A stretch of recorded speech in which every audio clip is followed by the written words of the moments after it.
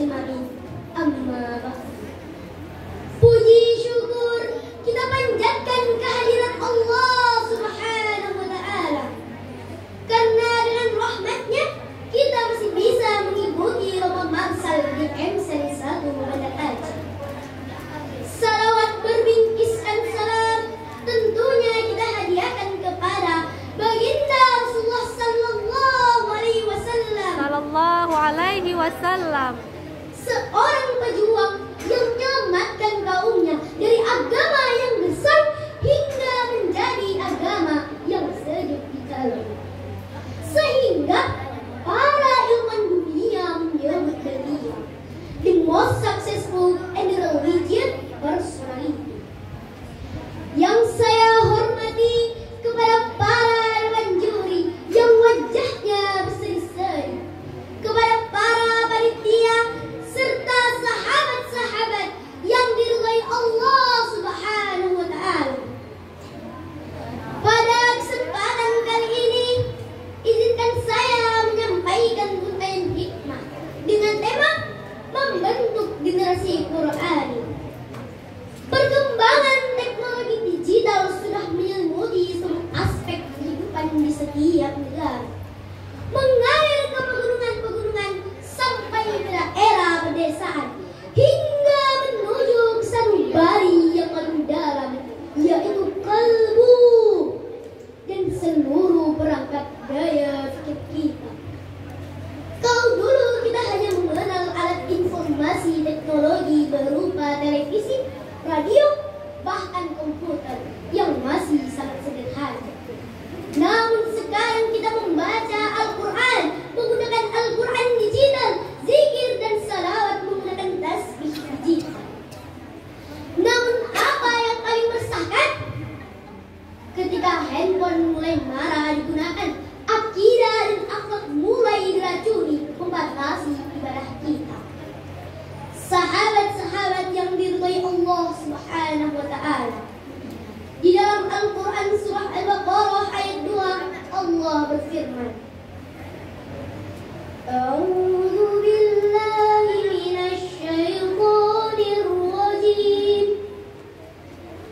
Bismillahirrahmanirrahim. Dzalikal kitabu la raiba fihi hudan lil muttaqin.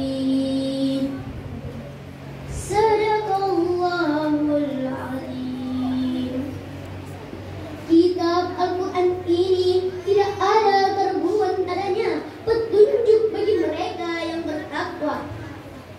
Jelas dalam surah tersebut bahwa Al-Quran tidak ada tandingannya, termasuk pola pikir para tokoh-tokoh ilmuwan dunia yang sedang menyusun gerakan mensekulerkan umat Islam. Banyak sekali misi yang dilakukan di antaranya. Yang pertama, gerakan membunuh populasi umat dengan adanya virus COVID-19, dilanjutkan dengan virus jamur hitam. Bahkan sekarang yang sedang viral Omicron. Kalau usia teman-teman mungkin hanya tahu Omicron. Nah, kalau abi-abi tahu Omicron. Kalau Umi viralnya dengan sinetron. Betul apa betul? Betul. Apa yang kedua? Dijauhkan kita dari masjid, karena tiap agama adalah sholat dan sumber kekuatan sholat adalah masjid. Seluruh masjid di dunia mulai sepi, termasuk Masjidil Haram. Bahkan berita terbaru bahwa Arab berencana membuat virtual reality Ka'bah. Masjidil Haram di metaverse, artinya haji pun secara virtual. Yang ketiga, dijauhkan kita dari pendidikan. Ketika pendidikan tutup, maka kita diwajibkan menggunakan handphone. Inilah yang benda yang kita gunakan sehari-hari, mulai dari anak-anak sampai orang dewasa, mulai cinta, mulai takut kehilangan benda ini. Puncak keberhasilan ini dinamakan juga dengan misi Dajjal. Astaghfirullahaladzim. Sahabat-sahabat yang diridhai Allah Subhanahu wa ta'ala, bagaimana cara kita memperkokoh hati kita untuk tetap mencintai Al-Quran?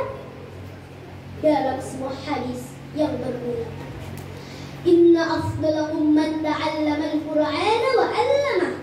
Sesungguhnya orang yang paling pertama di antara kalian adalah orang yang belajar Al-Quran dan mengajarkan. Hadis riwayat Bukhari.